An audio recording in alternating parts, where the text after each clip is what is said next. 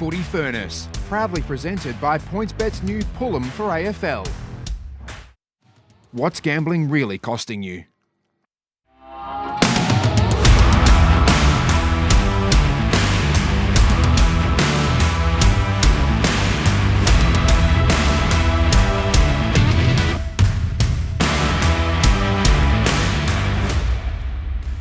Hello and welcome to Footy Furnace. My name's Jules Vallance, joined by Essendon Premiership captain, among other things, James Hurd. Great to be here, Jules. And Geelong superstar, among other things, Jimmy Bartel. How are you, Jules? I'm good, thank you, boys. Hey, starting off, Pendlebury, he gets off, just gets a fine. What do we think, right call? No, stiff. He's very stiff to even get reported in the first place. Okay. I think it's becoming more and more difficult for players at the moment to make those split-second decisions. There's no injury, there's no harm to the player. He didn't go past the ball. I just think that, and he didn't come off the ground. I mean, I just think it was a really tough decision. It's been very hard as a player now to avoid those sort of suspensions or fines. Some school fees got paid for lawyers, and I think you want to go some new car shopping. I'd be checking Mercedes dealerships. I'd be checking Carvello. I'd be checking BMW because there'll be some new cars going off the lot. It felt like an enormous waste of time. It could have been handled a lot slicker. If you wanted to give him a reprimand, you could have done that. You could have handed the fine, and even how long it took them to deliberate, it was just a waste of time. And gee, it upset some people. I mean, I sat next to Eddie Maguire last night on Footy Classified. Oof, the steam coming out of his ears was what he said off air. Oof, Yeah, no can't doubt. repeat it. Shock horror.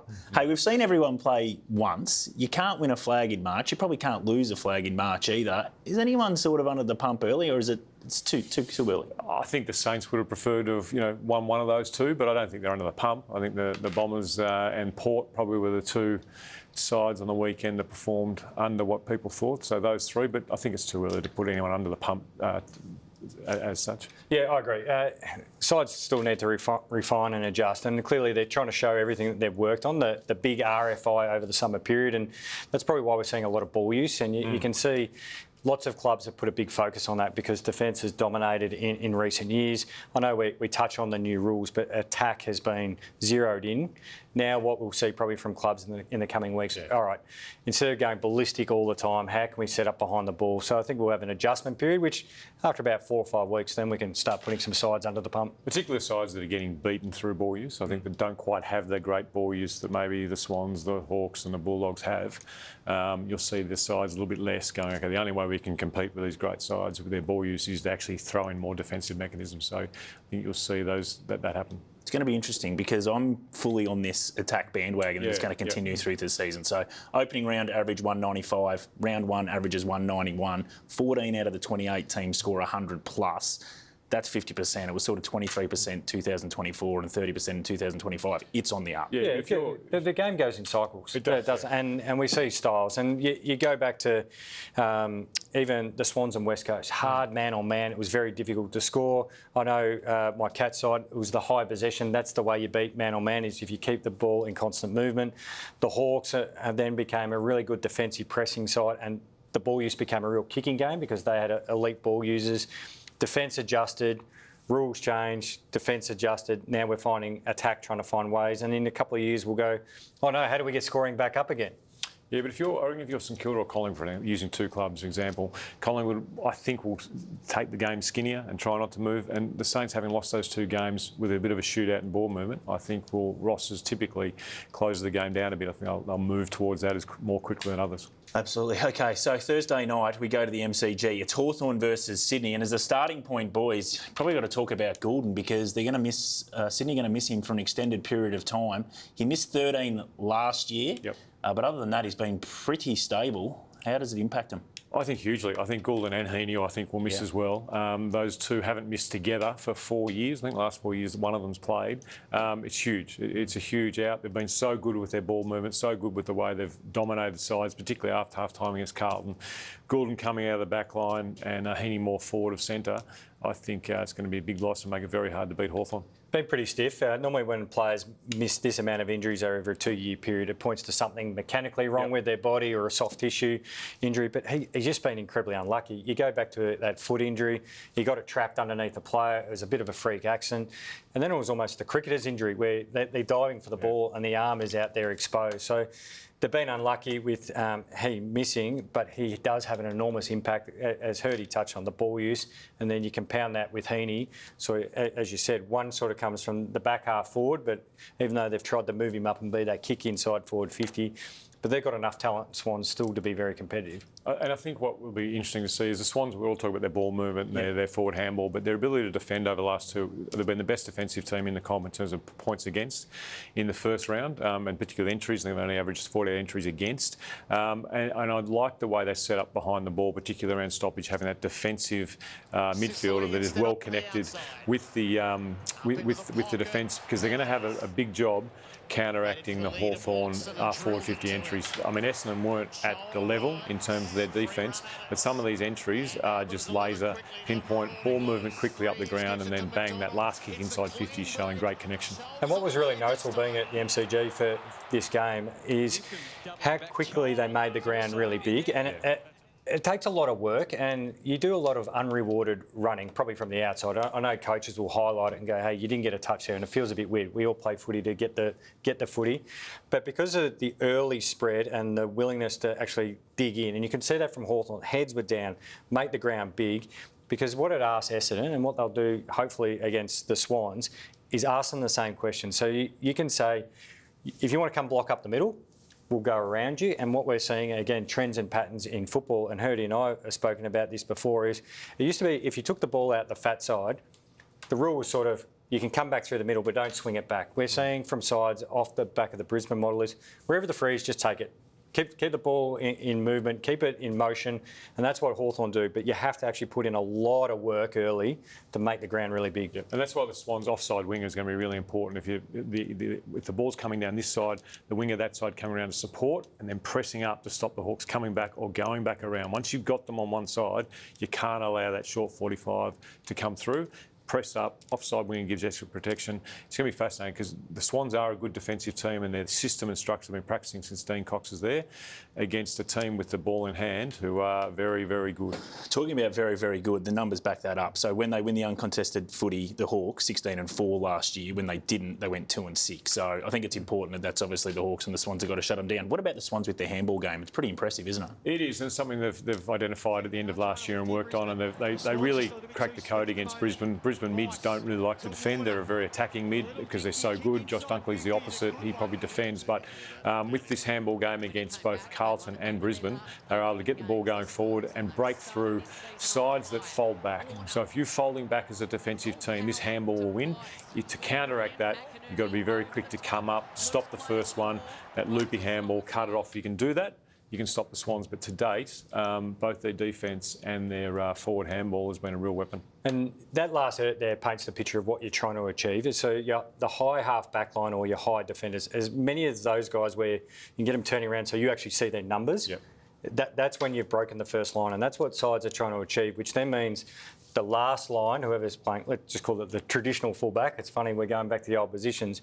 Then they get caught in a one-on-one and they actually don't get any help from in front of them because they've all turned around, because that forward handball shortens them, and it's like they get stuck in no man's land. Do I come up? I use the other handball. If I stay back, the ball's just coming over your head anyway. You have to stop the first one. Yeah. If you don't stop that first forward handball, everything's broken down within your zone or with your press or whatever you want to call it. So, I mean, Jimmy's right. If you've got to be prepared and take the risk to come up and stop that first one, otherwise they'll get out. That's how Brisbane dominated the second half of the grand final. Geelong kept their back six intact. That's Ashcroft. That was Bailey. They came up just forward side, and the instruction was, don't quick kick it. You got the free ahead, and then they just picked their way through. Yep. Who wins, Hurdy? I think the Hawks, purely because of the Swans' injuries I don't think Heaney will play, but Heaney and Goulden being out, I think on the MCG, that bigger space, it'll just be too hard to stop the Hawks, but I wouldn't be surprised if a very close game. I also think the Hawks have got good matchups behind the footy for, Amadi and Curnow as well. Battle and Barras are a good combo. They look settled together.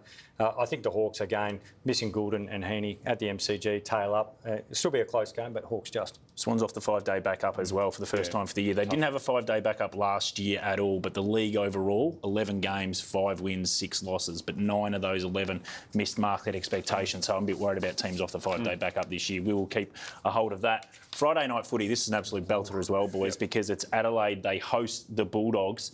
Look, Dogs' defence at the moment's holding up at the moment, Hurdy. They're going to have to, because they've got 3 key targets they're going to have to look after.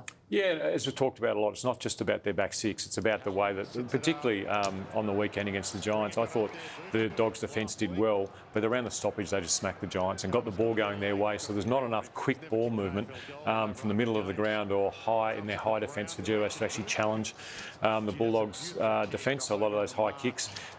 Look, they've been criticised for the way they defend. They've made some adjustments around the stoppage to stop the ball coming in as quickly, but they're up against a very, very different team than the ones they've played so far. Yeah, and the Crows in particular, the first and third quarter against the Pies, I thought the Pies defended it really well in the second quarter. They got that high press going. But first and third quarter, what jumped out to me was, call it 1 second, make a decision. So look at that. As soon as he's off the mark, I reckon the Crows, when they get beaten or they become a little bit stodgy, is that player goes back behind the mark, and if you count to 3 beats, 1, 2, 3, all right, go. But in the first and third quarter, it was just make a decision. It doesn't matter where you go. You can either play on, you can give the overlap handball, as we touched on with the Hawks and the way footy's going. We can swing it out, but just keep the ball moving. Yeah. And it doesn't matter if it's not sexy, it's backwards, it's across, it's up the line. Eventually, the defence will break down, but it only does that if you just honour players. And what happens if you think you might get a touch? You run a bit harder, and then it becomes this momentum you can get on. And to your point you made about the Hawks, to do that, you have to have your wider players get out wide, so there is that space. And I don't think the Bulldogs, if you're prepared to shift the ball quickly and move it around, I don't think the Bulldogs midfield, because it's such an attacking, quality midfield ball in hand, are set up defensively as well as others, and so there will be gaps if you're willing to take it. But the worst thing you can do is go, and then go back off the mark, as you're saying, because that gives you a chance to set up defensively. The Dogs are a monster stoppage team. I think 2025 they were most for scores from stoppages. How does that set up this week? Because the Crows got on top of the stoppage against the Pies last week in that third quarter that you talked about, Jimmy. They're going to have to be right on their game here for the Dogs. Well, they really showed the Bulldogs, showed the Giants up on the weekend with some of their moves and the way they actually dominated that stoppage work. What the Bulldogs do is they use their hands around stoppage at an elite level, which is a real advantage, but it does give you a chance if you have great pressure and you're willing to actually set up around the contest with good structure. If that pressure's right, you can cut off that first or second handball. But like with the Sydney Swans, once it's 2 handballs out, you're gone. You know, you actually have to put so much pressure on that first one. It's an arm in, it's a tap down, just so the handball might be just off or it's not perfect, so you can allow your other teammates to come and put more pressure. So outnumber, pressure around the contest and getting a hand in is essential for the Crows to stop the Dogs' dominance in stoppage. Just with the stoppage as well, you've seen something that they've just thrown a bit of an X factor with Riley going in there to a few stoppages. Yeah, Adelaide, Riley Thilthorpe going into the centre square, which I thought's a great move. This will upset the Bulldogs a little bit. You want to make sure you win it, because if the Bulldogs get it going the other way, I'm not sure Riley's probably great as a defensive mid, but I think 2 things will help the Crows: mixing it up, throwing in different looks, but also a defensive mid at the back of stoppage that can see it all and start directing players when the ball's in motion. Jimmy, it's time now for the Happy Traveller, thanks to Fiji Airways, the world's happiest airline, my friend. Who's going to be having a good week this week, you think? Well, we'll have a good weekend because we're going to be sent to Fiji to do this next segment. But Josh Rochelle, he'll be the happy traveller this week. Isaac Rankin is back in the lineup, of course, for the Adelaide Crows, and sharing that mid-forward instead of all the pressure of he playing midfield minutes and then pushing forward, those 2 swapping over, or those 2 coming out of the forward 50. I think Rochelle will benefit by having Isaac Rankin, another really creative, dynamic player. So he's our happy traveller. He can come join us in Fiji when we do the show. Well, I'll tell you something about Fiji Airways, because if you're going to the States, they now fly daily from Sydney, Melbourne and Brisbane, boys, and just a little bit of a stopover, less than 3 hours to Fiji, straight to LA. So get involved. When are we off? Yeah, well, I'm hoping to be this week, to be honest, maybe straight after this show. Who wins this game? I think the Bulldogs. I'm not too confident. It's the Adelaide Oval, so obviously Adelaide are favourites, but I think the Bulldogs got enough, and I just think they're really running on top of the ground at the moment. I want to tip the Dogs, but I'm doing the old school. It's in Adelaide. Adelaide by 3 points. Oh, tight. Yes. Oh, You've got to get off this fence. You've been on this fence It is. most of It's the year, 3 points on the other side of the fence. Looking forward to the questions later, so he does sit on a fence here, Hurdy, so be careful what you wish for. GWS versus St Kilda, boys. So Saints go down in a close one last week against the Demons, Hurdy. But you were happy with what you saw, sort of some progressive signs there? Yeah, I think so. I think the Saints are getting better, or they're definitely better than they were last year. They Melbourne that played up and about, and if Max Gawn is not playing, I think St Kilda win. I think that the criticism of Naz is unfair. I think 3 goals in any stage of this year is pretty good.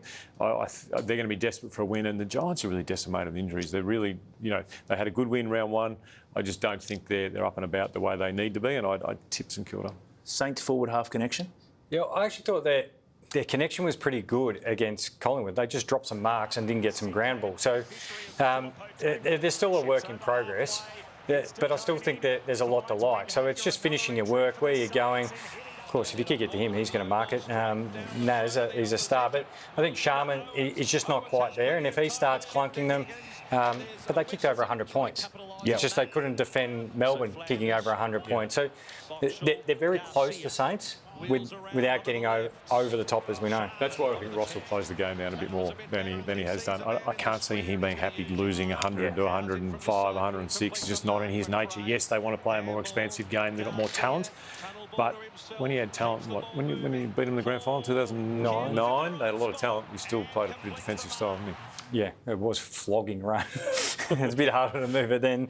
Hey, for me though, gentlemen, the Giants, now if I'm Adam Kingsley and the midfield coach, and actually you want to include anyone because forwards and backs are involved, they've got to focus on elite focus in your role. So become a master in your role, because that was the big drop-off. They got pounded in stoppage.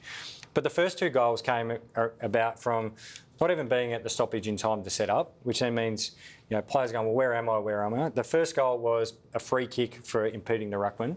The second goal was there was 5 Giants standing as goalkeeper, and you leave Marcus Bontempelli. I even think it was Kennedy spare at the back of a stoppage 40 metres out from goal. So there is talent missing, but you can understand your role and know exactly where you need to be. And I think that needs to be the focus. Right, are we switched on?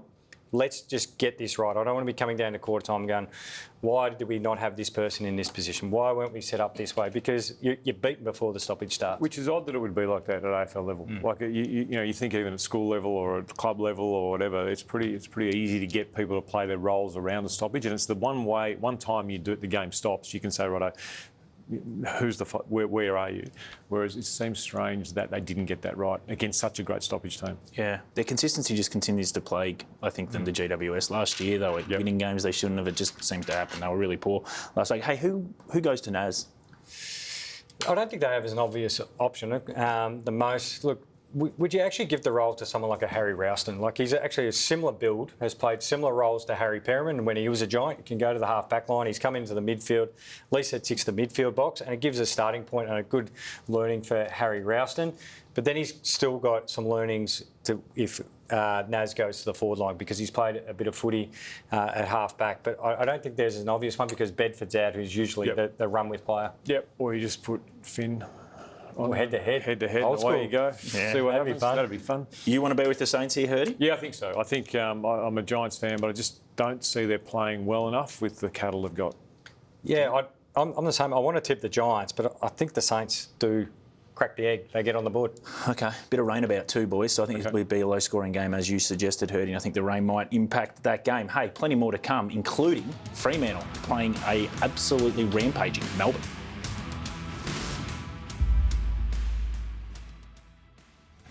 Footy Furnace, brought to you by Hyundai. Get a deal you'll be proud of at Hyundai.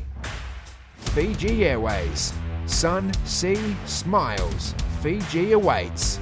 And Brady Hotels and Apartments, Melbourne CBD accommodation just minutes from Marvel Stadium and the MCG.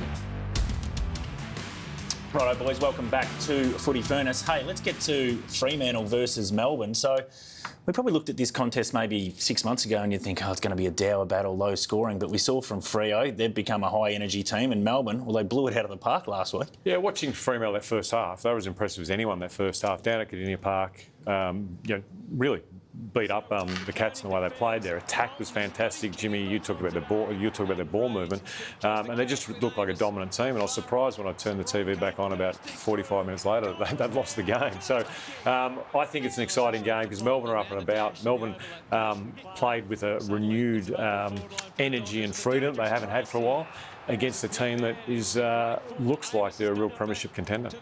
Yeah, that forward handball, and it was a great way to break down Geelong, but I want to keep them encouraging them to do it. And always the knock been on Freo is speed of ball, and I know Champion Data keep that as a stat.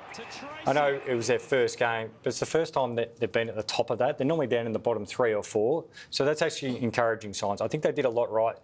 They lost the contest in the second half, which allows you to play with that speed on the game, because you've got to win the contest before you can actually execute off the back of it. They're still a very good defensive unit. They've got a lot of talent on that side. Yes, they probably coughed up one that they had on their bat, but I think they played some impressive footy still down at GMHBA. Yeah, and on the Melbourne side of things, they've walked away with a really confidence-building win. But as again, Max probably hit a few cracks that they had in there, and the way he played and just dominated that game.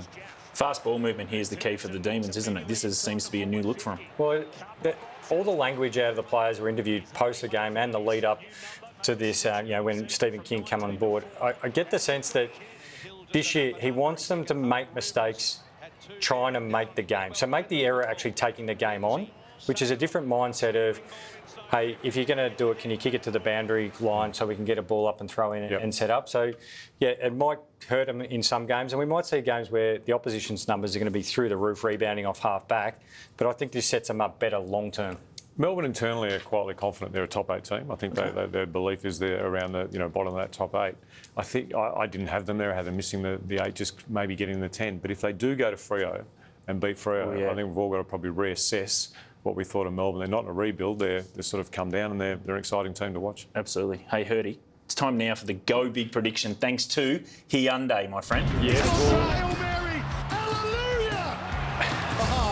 Yes, well, watching Freo last week, you couldn't go past Josh Tracy, could you? I mean, the way he played the game, the way he led out, if he gets some good feeds from his teammates, I think he'll kick 5 goals, and that's the big call-out. Like that. Beautiful conditions over there too, so I think you'll get plenty of opportunities. Who wins? I know you're sort of saying Melbourne, predicting they're going to be in for a good year, but what are we doing? I think Freo will win. I think at home, smarting from a loss that they should have won, and just the talent they've got on the park and the way they're moving the ball with elite speed. Jimmy, I'm tipping Freo Dockers. Yeah, Dockers by about 4 goals. Okay, yeah, I think Freo, that might have been, it was a loss, but it might be the making of them. I think they're top 4 Fremantle. A loss they had to have. 100 plus. Exactly right.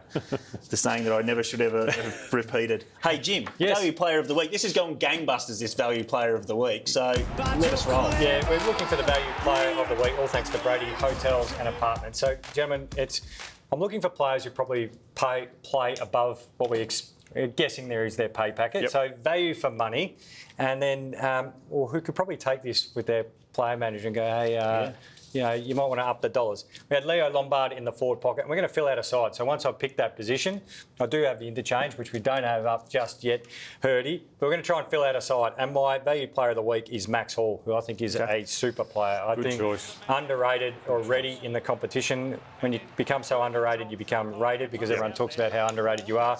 But mid-20 touches, 4 goals. You've got to put some time and effort into him. And we keep highlighting how dynamic this high half-forward role, his work rate's enormous. Other players shine because if they get the ball in his hands, he actually capitalises on their grunt work, finds teammates, and as I said, he can be 20 plus possessions a game and a goal a week. How do you like that? You like that, Hurdy? I do. I like it. I like the call of Max Hall. I think he won't be underrated for very long. No. If he keeps playing like that, he'll be online for all. We were talking off air about, he is a legitimate chance to be All-Australian, and if he keeps playing like that. I love the fact you picked your forwards first, though. Well, you're not a defensive person, are you? No. We'll have to pick the half. We'll have to pick the back one for him. It's quite the opposite, because we know forwards don't join in both sides of the game quite often. So I'm actually going early with my forwards because I don't want to be in a panic. You know when you play 4-ball at an Ambrose and the hacker is off 35 and you get down to the 18th, go, we haven't had their drive. Yep. I don't want that situation, and I get a sense, let's get all the forwards their drives away early. If Bontempelli is a half-back in that team, I'm just warning you. I'm just warning you that's the case. I'm highly likely to steer away from the likes of the Bontempellis and all that, because I'm looking for the guys who are in. If there's a midfielder and half-back, we're going to call you out. I'm not the All-Australian selector, sorry. I actually pick them in the roles that they play. Okay. Love it, boys. Very, very good. Hey, next time, right up to this, you are both under the heat. So, a couple of questions. All right. Can't wait. If you're heading to the footy or just exploring Melbourne, stay at Brady Hotels and Apartments. Offering great value across 4 CBD locations, all within walking distance of the MCG and Marvel Stadium. Flinders Street and Hardware Lane feature spacious apartment-style stays, while Central Melbourne and Jones Lane put you right in the heart of the action. Families and friends can enjoy Melbourne their way. Some head to the footy while others explore the city's best dining, shopping and attractions, all while getting excellent value for their stay. Brady Hotels and Apartments, the smart, value-packed base for game day and city adventures. Righto, boys, it's question time. Don't shoot the messenger. I made a pact to myself that I'd never ask this question when I was on this show. I've got no journalistic bones in my body whatsoever, Hurdy. So, again, if this is the question. If a club that wasn't Essendon was searching for a new coach next year, would you take the call? No, I've been on record saying I wouldn't. I've done with that part of my life. So I look forward to having to ask this question another 5 weeks. No worries. Didn't he just smoke that half volley? Mate, I'm with you. Good on you. Yeah. Jimmy, Okay. was there ever a time in your career you considered leaving the Geelong Football Club? No, I was very happy. I never got to a point where, contract negotiations. Did you ever get an offer? No, I don't think anyone ever rated me. Maybe I pulled them. That's actually probably That's more the question. That's actually probably more the question. Maybe Geelong overrated me and kept me for so long. No one was coming. I don't think so, Jimmy. No one was coming for me, and I was always tucked away nice and early. I just thought, well, let's get it done and play the Cats. So I was on a good thing. We were playing in lots of wins. No doubt. Hey, let's get to the rest of the games here. Let's kick off with Richmond versus the Gold Coast at the MCG. Gold Coast don't play a lot of games at the MCG. I think they've played 2 in 2 years, but they've won them both. Beat the Tigers and beat the Demons last year. What do we make of this game? Well, can I ask it this way, Hurdy? You're Damien Hardwick. What's your messaging this week? Beat them up early. You've got to beat them up early. Hard around the contest, make sure the game's really over around the contest, because if they win the contest and don't let them get any of the ball, the game will be over. But, they're coming off... No, they were at home, weren't they? They were home last week. So I still think it's not really a danger game. But you've got to go hard early around the contest to make sure you nail this game early. I'd be setting the club up at Gold Coast and saying, we're coming to the MCG. We get limited opportunities.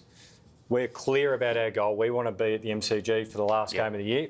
Let's treat this as a practice run. I know it's very early in the year, but they just have limited opportunities to do it. Yeah, I think they only get 2 games there this year. This is one of them. So surround yourself with what you're going to possibly have to face in September. Good point. Port Adelaide versus Essendon, boys. I don't know what to make of this team. I think if this game was played twice, you'd probably 10 times. You'd probably have Port Adelaide winning 6 and Essendon 4. Is that fair enough? Yeah, I think so. I think that both teams would be disappointed with what they put out. Port against North and Essendon against Hawthorn. So I think they've both got a lot to rectify, particularly around the defence and also around the contest. But I think at home, you would have to push towards Port for me. Yeah, I think that's going to be interesting. Hey, the last game, North Melbourne breathed a little bit of fire into it. It's West Coast versus North Melbourne. I look forward to you guys watching this and then doing your show after it on Sunday afternoon, late Sunday, Arvo. What do you reckon, Hurdy, about this one? North for me. I think North will turn the corner. I mean, Jimmy's been on them. The percentage is up. Yes. Percentage is up. Jimmy's been on them for a while. So I think North is the favourite. But I was actually very impressed with West Coast. Not their first quarter, but the way they came back after their second quarter and stayed in the game. Yep, I'm with that. I think they'll get a lot of confidence out of last week, North, and you need a win sometimes to sell hope. The amount of times the coaches come in and meetings, and after a while you think, unless we get a win, they're going to probably think, I'm just talking gibberish. Well, now you've got some proof in the pudding. Okay, preview's done and dusted for round 2, boys. Well done. We'll see you Sunday morning for a bit of a YouTube situation where we'll talk about what's happened Thursday, Friday and Saturday. And then Sunday night, I'll see you for a little bit as well for Footy Furnace. But that was the preview, Footy Furnace this week.